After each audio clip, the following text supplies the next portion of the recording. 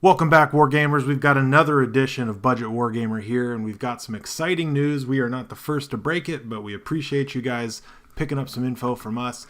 There is Forgebane. This is the box set coming out for Warhammer 40,000. It has been announced in the last week, and what it includes is Necrons and Adeptus Mechanicus, so it's a machine-on-machine battle in a box. It's not quite a starter box. It is somewhat of a standalone game. At least we speculate. It does include the core rules for 8th edition Warhammer 40,000, but not a full rule book. And then we also have new units, which is exciting. So there's some recycled units that are in the box, of which the two new units are the Necron Cryptek. That's the new character model in plastic, not in resin like so many of the current Necron special characters. And then we've got two of the new Lords of War. So here we are. They're called the Knight Armiger Warglaives, and we've got the Necron Cryptek with a Cryptek cloak. And these guys are previewed at the Las Vegas Open. Let's take a quick look at the contents of the box. Here, first and foremost, we have the Necron Cryptek, and he's riding a little bit of like a baby wraith or a type of scarab. So it's like his hoverboard, so to speak. And there's been a little bit of speculation or confirmation, possibly, that this Cryptek cloak helps him heal or repair units on the battlefield, which would be the heck of an ability. So that's something a little bit different than what we've seen from the Resurrection Orb. And that's also a new piece of war gear, supposedly, that is not currently out. He does look like he is waving to an acquaintance from work, more so than he is like casting some sort of spell or doing something really nasty.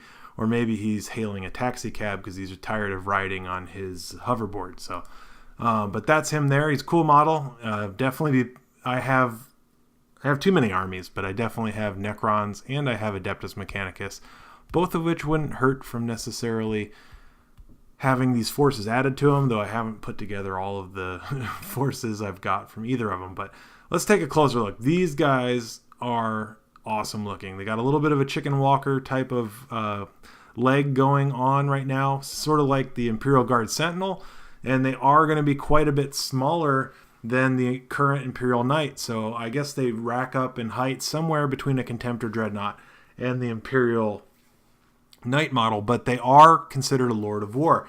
Although presumably you'd be able to take multiple Lords of War here, since there are two in the box. It appears to be equipped with a multi-melta. That could be a stronger version of the multi-melta. I don't see a heavy stubber equipped there, but I do see a melta gun on the top of this one, and then also some type of chainsaw blade. Let's see if we can get clearer shots to find out if those two are equipped identical.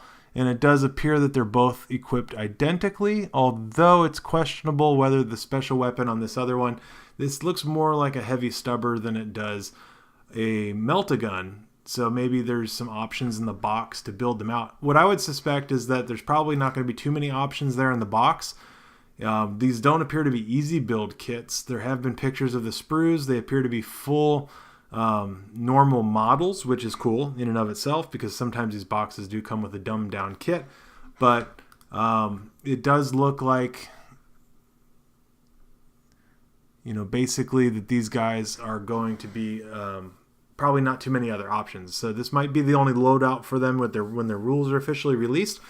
Or there might be another box set that comes out. But I think we'll eventually see these guys released separately. And who knows what the price will be, but it'll probably be at least somewhere in the $60 range, similar to like a Contemptor Dreadnought. But inside the box, we've got the HQ choice for the Adeptus Mechanicus, a 10-man squad of Rangers and or Vanguard, and then the two Lords of War, the Armiger there. And then on the other side, the only new Necron. So each of these armies gets one new model, with the Adeptus Mechanicus getting two of the same model. But then the Necrons come with Immortals, which also presumably would include Deathmark, and then the Lich Guard and their alternative, as well as the Cryptek Wraiths in the back, and the new Cryptek. So there's been some speculation on what this box will cost. I can't imagine it would be in the $200 range. There has been a lot of box sets coming out from Games Workshop in the $125 to $160 range, and so far on Warhammer Community. All they've said is that the contents of this box will be less than the individual cost of each of the units, which is to be expected, minus the fact that you're going to get the Cryptek and the 2 of the Lords of War for free in their calculations. Obviously, you're paying for them. But that would mean that you would need to add up what each of these units cost, and then you've got like $39 for the Skitarii, somewhere around $30 for this Datasmith. You've got these 2 boxes, and then that. So really you got to add up 4 core boxes and 1 HQ choice. So you're probably going to be in that 125 to 160 range. And then they're going to throw in what's probably presumed to be a $30 Cryptek, and then $60 to possibly $75 on the Lords of War. That wouldn't be unheard of for them to be in that price range, especially given their presumed size. So we've also seen some other news out there in regards to this box set. There was some speculation that the box would be listed for $160 because an online retailer called alphaomegahobby.com has listed it as a pre-sale for $160, but it's uncertain whether they've received that information from their Games Workshop rep and have prematurely gone and listed the item for sale, or whether they're just speculating and figuring that if they're wrong, they can cut their losses. But that could be a risky move, considering that online retailers that are officially Games Workshop retailers can only offer 15% discounts, to my knowledge. So, but I have a feeling they probably know quite a bit about what's going on in there. So let's take a look here. This is on Natka. So if you guys ever get on to Fayette in 2012 and read the rumors, here we've got some information on when they could potentially be releasing this box. So we've got quite hard to read. I hate when they get the things so small, even on this gigantic monitor here. But it says we'll include the full rules for those. That's all good. Says, are these the full rule sets of sprues so we can make Praetorians or Warglaive, Lichguard instead of the sword and board, Tesla or Gauze? Yes, it'll contain the full kits for the featured miniatures. So even though they're only showing them assembled one way, you can have those. So that is confirmation. Basically, there's not going to be any easy build models inside this box. These are just going to be models that you have to glue together. That they're for veteran hobbyists. This isn't an introductory or a get starting box.